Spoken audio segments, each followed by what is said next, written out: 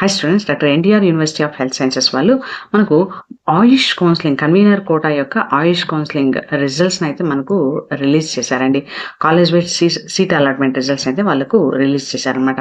ఆ రిజల్ట్స్ గురించి వీడియోలో డిస్కస్ చేద్దాము. సో ఇది మనకు ఆయుష్ కౌన్సిలింగ్ అంటే కాలేజ్ వైజ్ ప్రతి ఒక్క కాలేజ్లో ఏ కాలేజ్లో ఎవరెవరికి సీట్స్ వచ్చాయి అంటే యునాని, హోమియోపతి అంటే దీనిలో మనకు ఏయూ రీజియన్, ఎస్వియు రీజియన్ అనేసి ఉన్నాయండి.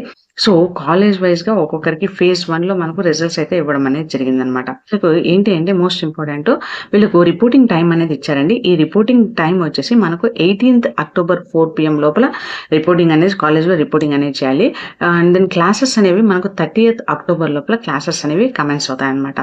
సో అందరికీ కూడా కంగ్రాచులేషన్స్ అండి. ఎవరెవరికైతే ఆయుష్ కౌన్సిలింగ్లో వాళ్ళకి సీట్ అనేది వచ్చిందో ఇది కూడా ఒక మంచి career option.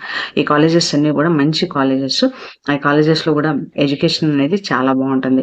So I wish you all the success. So మన ఛానల్లో ఎంబీబీఎస్, బీడీఎస్ సంబంధించిన అన్ని అప్డేట్స్ వస్తూ ఉంటాయండి. సో ఛానల్కి సబ్స్క్రైబ్ చేసుకోండి, మీ ఫ్రెండ్స్ కూడా షేర్ చేయండి. Thank you.